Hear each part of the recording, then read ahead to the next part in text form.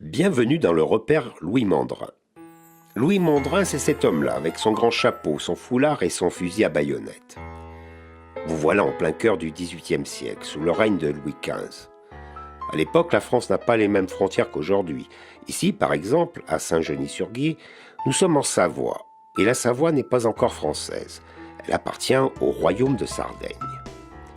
L'une des frontières entre la Savoie et la France, c'est un petit cours d'eau, le Guiers, qui passe justement ici, à Saint-Genis. Donc de ce côté-ci de la rivière, nous sommes en Savoie, et de l'autre côté, c'est la France. Et bien entendu, qui dit frontière dit douanier, et qui dit douanier dit contrebande. Sous l'Ancien Régime, le roi de France confie la collecte des taxes et des impôts à la ferme générale, constituée de financiers privés appelés les fermiers généraux.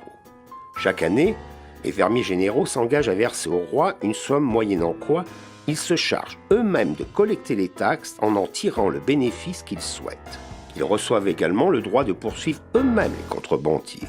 Ils sont littéralement haïs par la population. La principale taxe collectée par les fermiers généraux est la gabelle, un impôt sur le sel, produit indispensable aux paysans pour la conservation des viandes. Son montant est très variable d'une province à l'autre et alimente une contrebande importante. Le tabac est également lourdement taxé. Il y a aussi des produits totalement interdits, comme certains tissus ou certains livres politiques. Ces produits sont convoités par de riches notables qui n'hésitent pas à se regrouper pour financer la contrebande.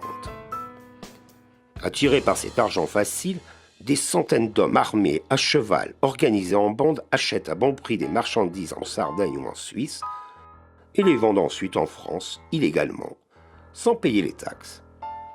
Pour faire passer leurs produits d'un pays à l'autre, les trafiquants profitent de la nuit pour traverser le Guiers, petit cours d'eau peu profond, donc facile à franchir. Ils sont bien évidemment poursuivis par les hommes des fermiers généraux et par l'armée du roi, mais ils sont souvent bien accueillis, parfois même hébergés ou cachés par le peuple et certains notables. Le plus célèbre de ces contrebandiers armés, c'est notre fameux Louis Mandrin. Il est né en 1725, à Saint-Étienne de Saint-Jouard, pas très loin d'ici. C'est l'aîné d'une famille de marchands aisés. Il a 17 ans à la mort de son père et se retrouve chef d'une famille de 9 enfants. La famille se retrouve rapidement sans argent. Pour se refaire, Mandrin tente de monter une affaire avec la ferme générale. Mais cela se passe mal.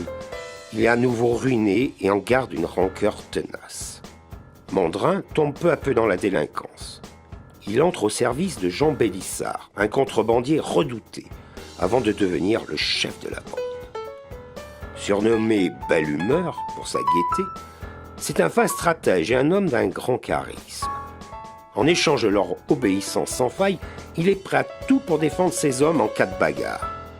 Il aime l'aventure, les femmes et la bonne chair.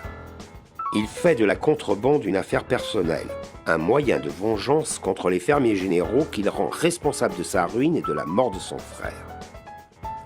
Mais revenons en 1755. Mandrin a 30 ans.